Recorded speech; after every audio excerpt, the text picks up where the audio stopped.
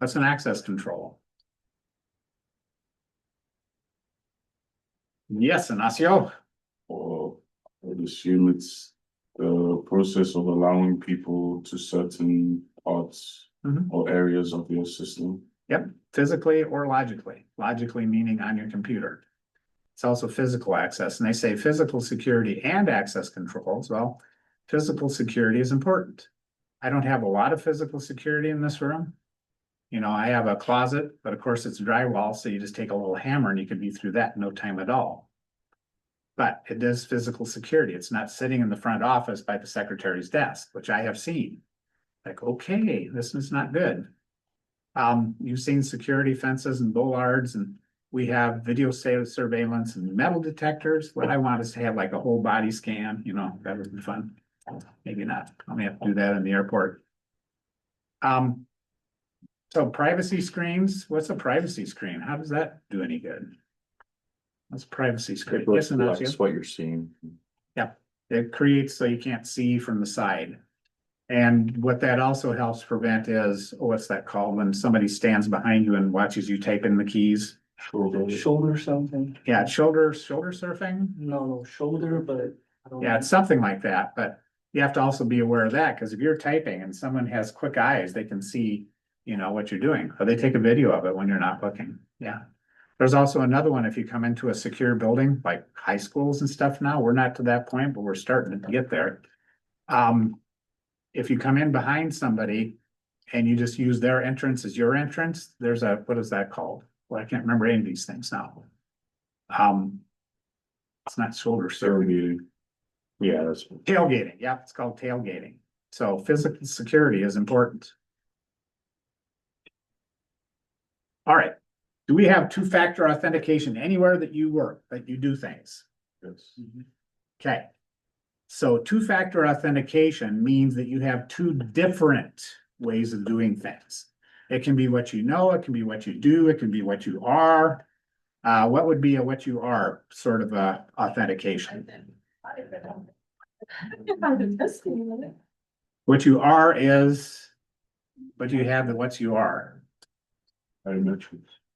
Yeah, biometrics. It's what you are. It says is here, but I always think of it as what you are. It's what you know, it's what you do, it's what you are. R means your face or your fingers or something like that. It's part of you that's unique. What you know would be like a password or a secret key or a passphrase. What you do actually can be, everybody has a certain pattern to typing. It's not as accurate as the other ways, but they can tell if you type on the computer or if I type on a computer. They need a sample of typing, but then they can tell by the frequency and the how they type. And then there's what you have. I forgot the what you have. What you know, what you have, what you do, what you are. So what do you have that gives you authentication? Email or phone number? What? An email or phone number? Is that an authentication factor? Maybe. But if you have an email or a phone number, how is that used as an authentication? Like to prove you are who you are. Send you a code. There, that's it. If you just have an email and say, here's my email address, that doesn't authenticate. But if they send a code to your email address and you know it, then you're good. Is this a possession? Is this another factor authentication? Yeah. There's all kinds of apps for it. So there's lots of different ways, and two-factor authentication doesn't mean you have two different passwords. It can't be two of the same thing. It has to be two different types of authentication. And what does AAA mean? Authenticate, access, and something else. Authentication, authorization, and accounting. So authentication is proving you are who you are. Authorization is once Jerome logs in, he can get to the accounting stuff. Alex can only get to the IT stuff. Benjamin can only get to that stuff. Based on their authentication, they're only authorized to these certain areas. What do you think accounting might mean as part of that?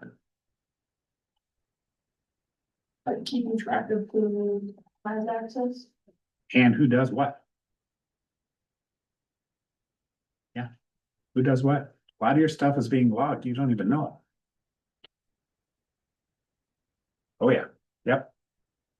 That's an audit trail, or you could think of it as auditing. We've already done that. We've already done this. Yep. Haven't seen one of these in years, but before we had the ubiquity of phones, meaning everybody has a phone, used to have little key things like that with numbers that would change. Same idea. Because in your app, if you wait too long, well, it's rolled over to another code. 60 seconds later, it's another code. So for instance, in the IT, they have I can't remember if it's an RFID thing like our badges are, or if it's something else, but you have to have a physical key and they have like a little keypad thing. I can't remember exactly what it's like, but they have both of those things. So email filtering. Remember I said something about stripping out all VBS extensions? What the heck does that mean? What's an extension? File extension. What's a file extension? The dot. .exe or. All files in Windows have some sort of an extension that tells Windows what it is. So PPTX tells Windows that's probably a PowerPoint document. DOCX says to Windows, oh, this is a Word document. So based on the extension, Windows will do different things. If you have a VBS extension, that's a Visual Basic script. And if you double click on that. That's the extension that was used on that I love you or. Yep, that's the one. And it came in and it said, I love you. And then I don't remember if it ran automatically or you had to open it. I think you had to open it. And then it was all over. You had email going out by the dozens. So in an email system, you can determine what comes in. So you can put in a rule that says, strip out all files, which means delete them. Do not, you just throw them away. All files that have .exe, .zip, .py, .whatever, .vbs. Executable files are typically stripped out by most email systems because most people, including programmers, there's no reason to send an executable anywhere. You could send the code and they can build their own. It's like in GitHub.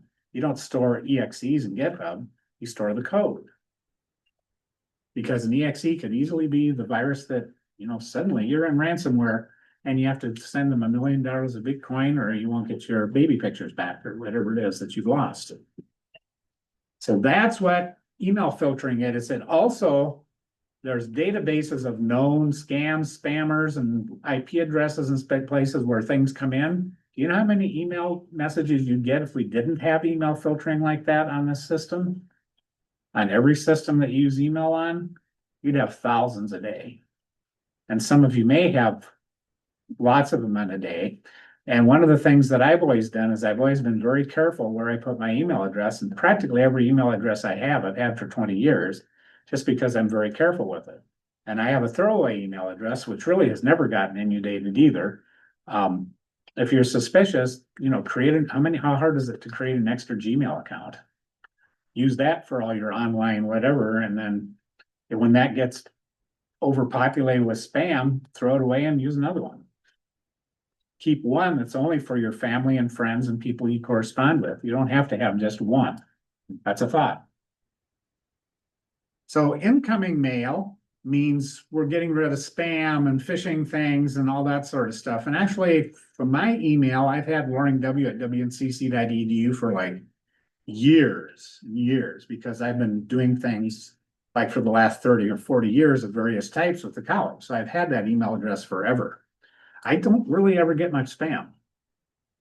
Outgoing email, why might we want to filter outgoing email? What could I send that may not be something we want to send out by email?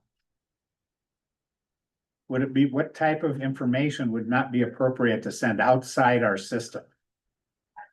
Especially WNCC, what sort of information? Like the password for the Wi-Fi. The new Wi-Fi, Wild West. I don't know if that's terrifically needs to be secure, but like personal information, like if I was to send out your financial records to somebody else, your school financial records, that information should not be sent out through email.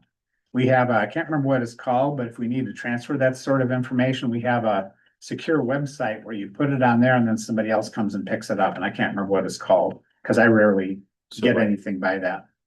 How does that work? Is it like encrypted or something? Yeah, it's stored on a secure website. So you don't email it, you put it on the website that's secure, and then that says to you, oh, go here to get this special message. That's what a lot of businesses use to encrypt, to make sure email, whatever you're sending is encrypted from one end to the next. However, since that was introduced, how much email do you suppose goes across the internet that is not encrypted anymore? Hardly anything. Everybody has encryption going on with email. Email was originally designed to be open and plain text.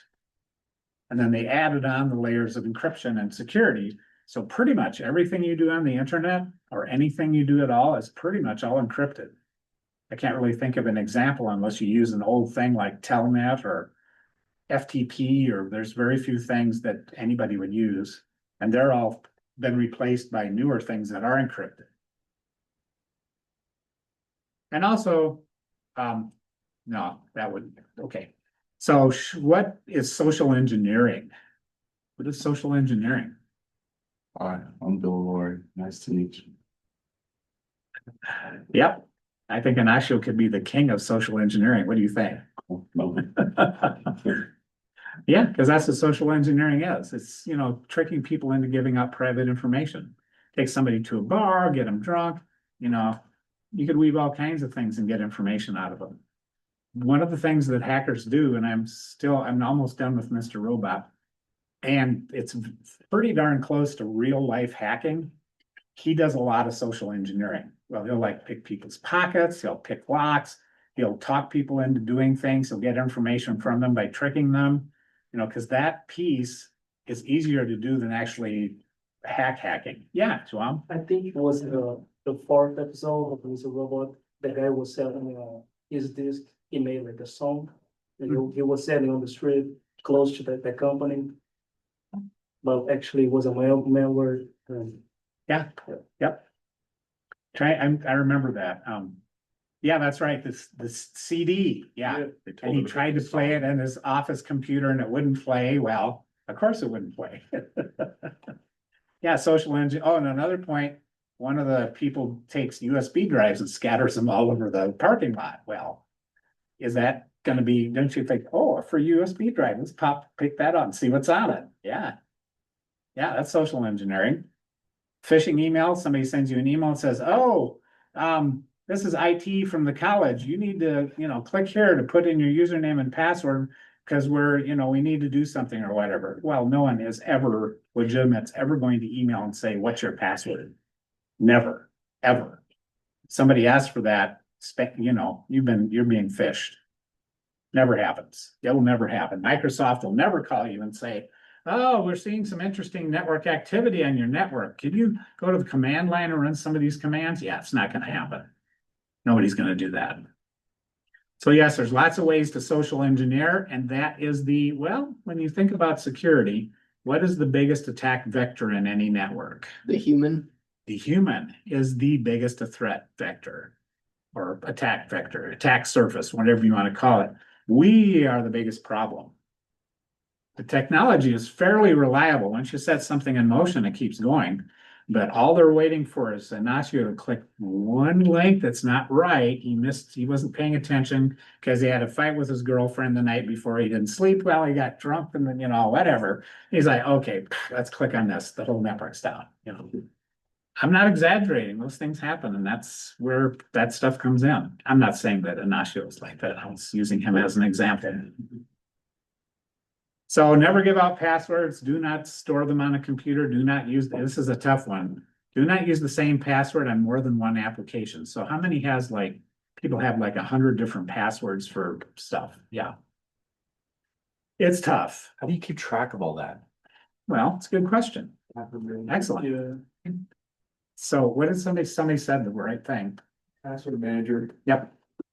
There's lots of password managers. That's one way to do it. Because I have the same password for almost everything. Okay, I well, know it's a problem. I know. it is a problem. So. That's from using what- information. Safe space. Yeah, Safe space for all of- I'll send you an email. But I've never been hacked. Well, Must be there's two- hard to guess. There's two types of businesses that have been hacked, and those are the ones that are going to be hacked Yeah. or don't know they've been hacked. Yeah. So yes, So there are various ones. There's some, I mean, you'd have to do some research, like Chrome has its own little password manager that encrypts everything. You know, I use OneNote because it's encrypted. That's just because I've used it for years. There are, you know, just do some research on what the best password managers. There are some open source ones, but typically they're not available over the web. You know, you want something that's easy to use, because if it's not easy, you're not going to use it. You know, so this would be a good research project. I can't tell you which one because I don't use any of them. I have them all stored in there. And one thing you can, did we go through the how to make a good password thing here ever? We should probably go. We did? Okay, so that's a good way to make it. And you have to have totally different passwords for every system? Very something. You know? Is that the best way? Well, we have to try to find a compromise between the best and having the same password for every device. Hey, by the way, Alex, if you want to get an A in this class, what's your password? Yeah. Cause then we have everything. I'll think about that one. Okay, good. I have two-factor authentication. Okay. Three wacky numbers on the back of your credit card. Yeah, So do you usually switch your SIM card out, like ever, when you don't do that, you don't clean your SIM card? I can help, I'm really good at cleaning. No worries. I'll just. Well, the funny thing is that if you say that with enough confidence to someone who hasn't a clue, it'll work. Like, yeah, okay. Yeah, just use a bunch of blah, blah, blah, you know, acronyms and things. Well, your BFF is, you know, has some tangled with the Worcester's thing, you know. Nobody knows anything about technology. You just overwhelm them with acronyms. Yeah. So you're well on your way there, Francisco. What was the name of your kindergarten teacher? Hey, That's what that's got. that's exactly right. What was the? So how hard would it be to get, okay, so Joshua says he recommends Bitwarden. Does anybody else use the passwords manager? Maybe it's LastPass. Okay, that's a pretty popular one too. Because I've heard of LastPass. We have our IT people here use LastPass. And at some point theoretically, they're supposed to roll it out to more people, but I haven't seen anything yet. Because we bought an enterprise license for it, I believe. So you can use password managers to change passwords. Yep. And yeah, A lot of times it'll ask you if you want to update it, if you've changed a password. yeah. Do you have a I think password I manager think you I've use, seen the- Savannah? That is seems practical. Okay. Yep, so the idea between a password manager is you have one really good password. And the password manager can either take a password you create, or it can randomly generate the stupid thing that you could never type in yourself, which doesn't matter because the password manager types it in for you. You know, it can be a big, long, complex thing. The longer a password is, the better. Because it takes longer to do a brute force attack. Or even if you capture the hash or whatever, which is difficult to do with encryption, the longer is better, not necessarily more complex. So there's two recommendations, Bitwarden and LastPass. Those are well known. Because I recognize them. You know, I've known people that have used them. And that's a good question. How do you do that? Well, depends on how important your retirement is, right? Especially with people like Francisco are.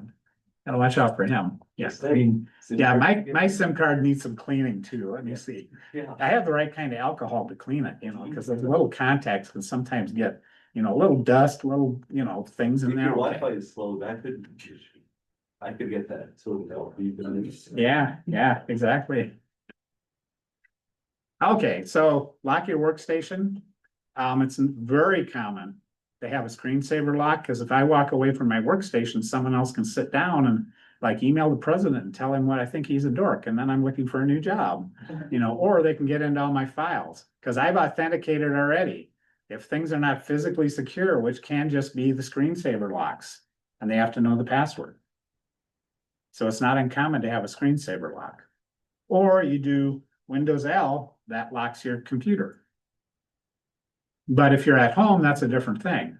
In business, we log into domain controllers back there. Like I'm logged in with my domain account, meaning my account I can log in any of these computers with. And if I lock it, I have to know my username and password to get back into it. So that's a good habit to get into. So yes, and actually, interestingly enough, and Mr. Robot, he does all these things. dumpster diving, fishing, spear fishing. It's a hoax email. He's trying to get stuff from people. So how hard would it be to make an email? I mean, to make a website look like the real thing? I brought in my little wireless guy once. And it looked like Facebook. And you logged in and I got all your stuff. I'm working on another one that's better.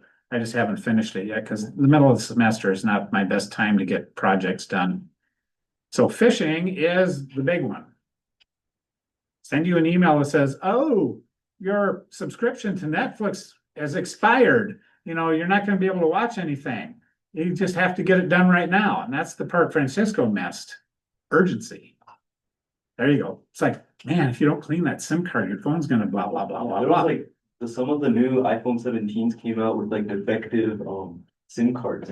And if you don't get them like the right, like lubricant on them, then your phone can like completely break up. So Oh, yeah. I can help right now. Okay, yeah, I think you guys better be careful around Francisco. Yeah, show them a website, try to hack into it immediately. No, he did. Okay, That yeah, was. Cuba's good. okay, yeah, yeah. But social engineering, That's the big one. Security on the phone. Oh, okay, so yes, he admits it anyway, at least that's the first step is to recognize you have a problem there, Francisco. You can join our after school, 12-step program. Gambling afterwards. Yeah, Oh, yeah, yeah, well, it's not a very good program.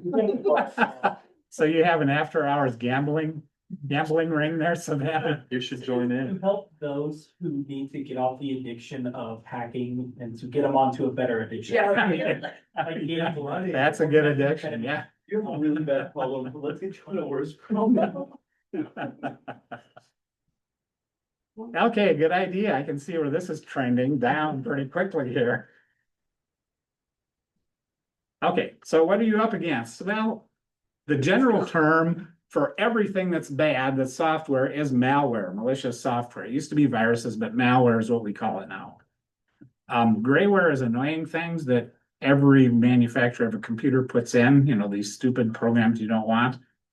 Yes, viruses, spyware, it goes through and does all these things.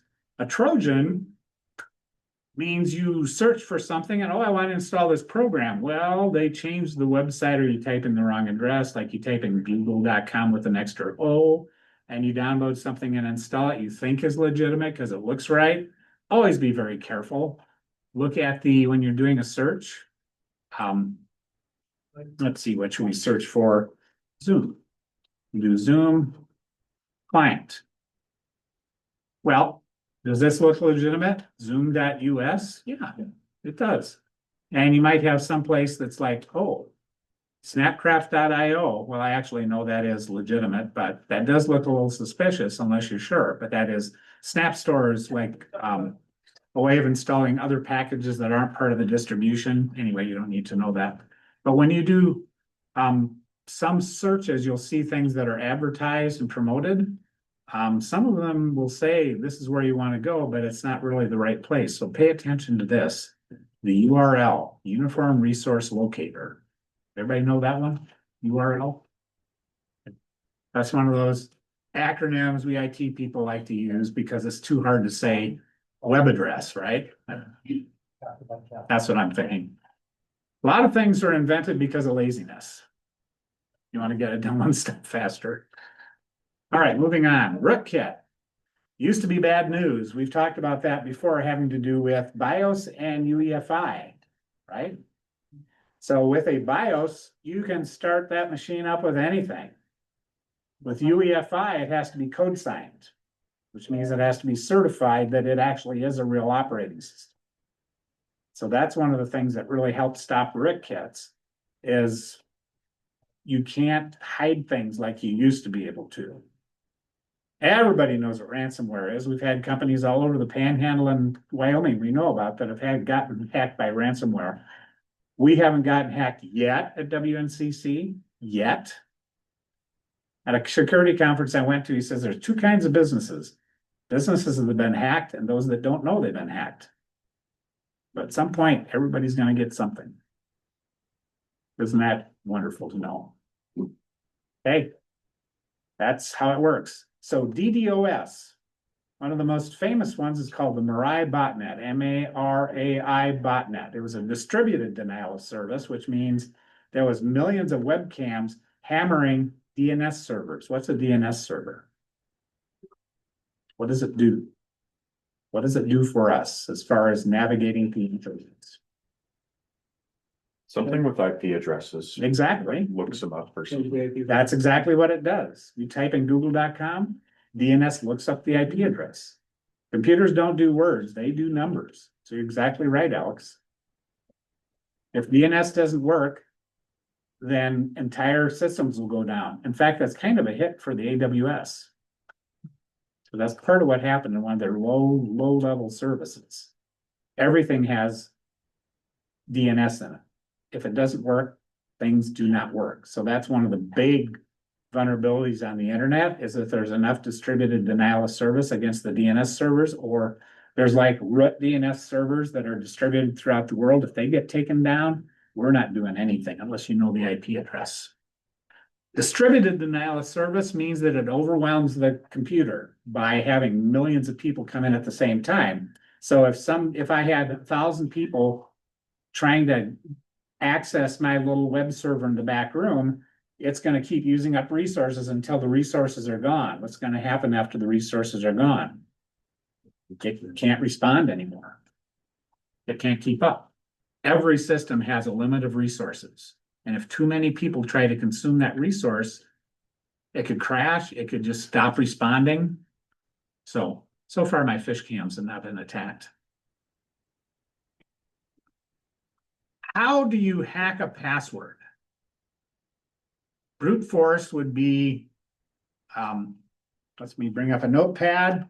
Brute force would be that you go through A, B, C, D, E, F, blah, blah, blah, blah.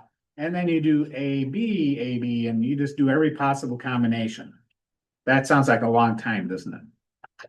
There are all over the internet, collections of passwords that have come from actual hacks. I'm trying to think of Daniel, and I can't remember his name. Oh, I think that can get me to him. Yeah, Daniel Messler, that's right.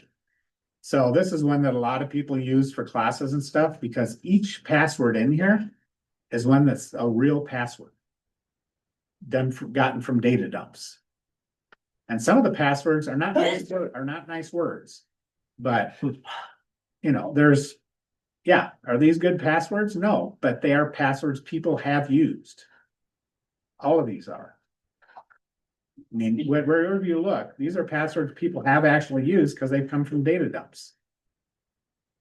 So how is a password dictionary going to help? Well, you compare each password. There's a magic thing called a hash that actually is what your password is stored in. So you've maybe made hashed potatoes before. Maybe not. You slice it in little pieces. Well, when you send your password over the network, you don't send your password over the network ever. You use a mathematical algorithm that slices it in little pieces and puts it back together. It doesn't put it back together, but you get this big bunch of slices. That's what gets sent over the network. If I can capture that, then I can use that to match, because I can compare hashes. And I can go through this and I try until I find your password. So how do people get rainbow tables? How do they get that in their hands? Websites like this, They dark make- web. They Yeah, make it? yeah, people make it. So in this case, as I'm comparing passwords, my computer has to generate a hash of that to compare with the hash I'm trying to crack. And when the hashes match, I've got the password. That's a very simple explanation of it. Because your password never gets sent anywhere. The sliced up version gets sent, which is called a hash, like hash browns. And so if I generate the hash from this and it matches the hash for my password, I now know the password. A rainbow table means I don't have to do the calculation. The calculations have already been done. I just have to match now. Makes it a lot faster. That's what a rainbow table is. I don't know why it's called a rainbow table. Oh, here we have common credentials. So 2024, there's like the most, yeah, and these are like in every password list, you know, password one. In fact, the great password 01 is in here. And if you look through these, yeah, there will be some like interesting 4-letter words, but people use all kinds of things for passwords. These are passwords that people have actually used. Yeah. That's easier than a brute force attack, but the longer your password is, how big is the dictionary going to have to be if you just go from 8 characters to 9? Yeah, much bigger. 20. What if you have 16 characters? Yeah, it's gonna have to be a much bigger dictionary. So longer is better. All right, yeah. Okay, so what makes us the most vulnerable? Yeah, the big one is lack of user education, and it's not user education, it's awareness. We want to always be aware and be a little bit paranoid, but not so paranoid we can't do anything. So awareness means that you get something every so often during the year from the security guy saying, hey, did you know this thing happened? Oh, you should make sure you do this. So awareness means keeping it in the top of your mind. Security education is not something that happens once a year. Because the other 12 months, you can be like, how do I care about it? So anyway, user education is hugely important. Unpatched, unprotected, end of life OS.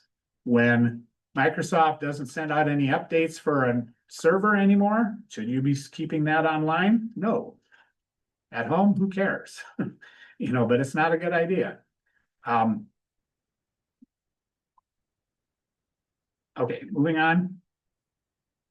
Oh, this is something I remember you asking about or talking about there, Ignacio. What's SQL injection? Well, first you have to understand what SQL is. If I go to a website like Blackboard, for example, I'll just go to GitHub. So when I log into GitHub, if I can inject in here code that can talk to the back end without it being scrubbed and sanitized first, I'm injecting SQL code and I can pull things directly from the database.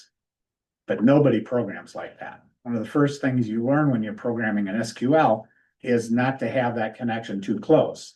You have layers where you send this in, then this talks to something else, which then talks to SQL, so there's no way to inject anything from the front end. You have separate pieces. You have the view layer where you see things. You have the controller layer where things happen, and you have the data layer or the model layer where databases happen. So you separate things. You don't have anything talking directly to the database. Otherwise, you can inject in SQL commands and you could do, you know, like that, which would pull every record out of the system. If I could do a simple command like that, that'd pull everything out. If I knew which table to select. I just don't know at this point until I dumpster dive a little bit and find reports that would then list all the field names, and then I could work from there. So cybersecurity, is there a lot to know? Oh yeah. Yep. That's why most of the time you start in the help desk. So you learn how everything works. You have to know how things work before you really can secure it. Understand networks, you know. Yeah. I haven't seen any malware recently that actually does pop-up ads and things like that anymore. They're much more subtle. If your computer suddenly runs slowly, well, that could be it, or it could be your computer needs to be reinstalled. I had a student call me the other day and said, oh, this thing's not working. We spent about a half hour looking through stuff. And I said, you know, where it's random and there's not a direct cause and effect, let's just wipe and reload it. Well, she said she kept working on it for 2 more weeks, struggling, and finally wiped it out and everything was good. That can happen. All right, what else do we have? Nope. How do you, okay. Yep. There it is. That's the big one. Educate your end users. Be educated yourself. Don't pirate software. As a IT professional, you want to make sure everything is licensed because the software police do come around. They got somebody in the panhandle. So I can't remember what it's called, the organization, but there is an organization that comes around and says, do you have licenses for all this software? Because there's been people that have gotten hit, you know, because it's a violation of federal copyright. And it's much harder to do that now where everything has to be activated. Yep. That's how that works. and make sure you read everything when you're installing software? Yeah, nobody does. Oh, here we go. So we are in the education environment. So we don't want personally identifiable information passed anywhere, and we don't allow anybody internally to access it. And the term I use is educational need to know. If I don't need to know about it for an educational reason, I don't need to know about it. I need to know about, for instance, Alex, for example, I need to know what classes he's going to be in, you know, what degree he's in. I may need to know a little bit about his financial aid status to make sure we have the right classes. But anything else, I don't need to know to help him as an instructor. I don't need to know, and I don't have access to it. Like how much money is in his student account, you know, that sort of thing. I do have access to his grades, though. I'm using you as an example, Alex. Yeah. So I can tell you, you're in big trouble. No. So that's the stuff we deal with.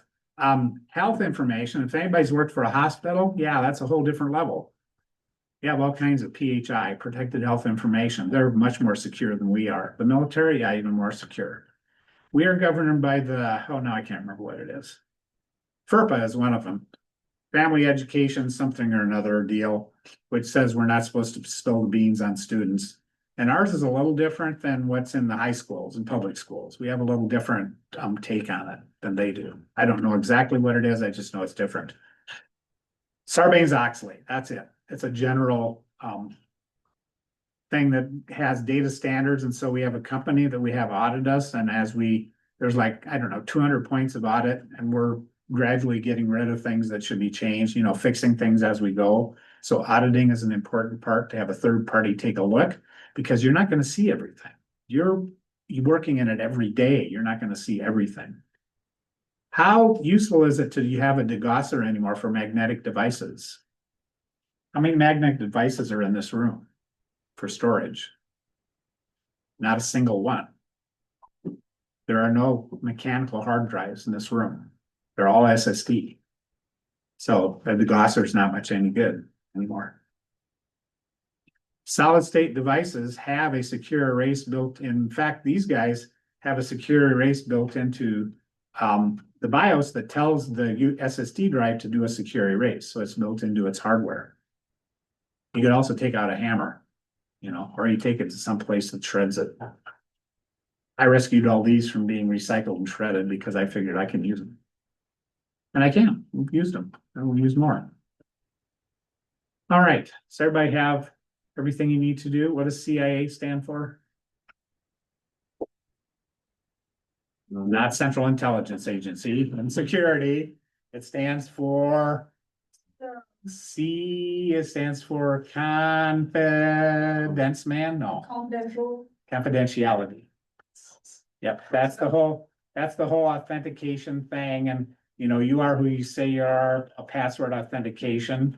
And once we're secure, what's an important thing? To make sure that we have integrity. We want to make sure that if I ask for $100 from Ignacio, he doesn't say, oh, you want $1 million from me? We want to make sure that the message is delivered exactly as it was meant to be. And that's part of what encryption does. Part of encryption is making sure the message doesn't change. What's the last one? The A part, which we just had a Accessibility, access. now I might. Accountability? No, it's, God, how many A? it is, no, it's not accountability because that's confidentiality, integrity, and availability, which is very close to what you said, accessibility. Availability. Yeah, look up security CIA. I just did it with my last class. Could we just say CIA triad? Huh? Yeah, that should do it, because that's cyber, see how it comes up with cybersecurity. Yep, confidentiality, integrity, availability. That's just like a big, giant, high view of the three things that security works with. You know, confidentiality means we keep it secret, we encrypt it, we have authentication, we have dual factor. Integrity means sure that if Savannah sends me a message, I know it's from Savannah.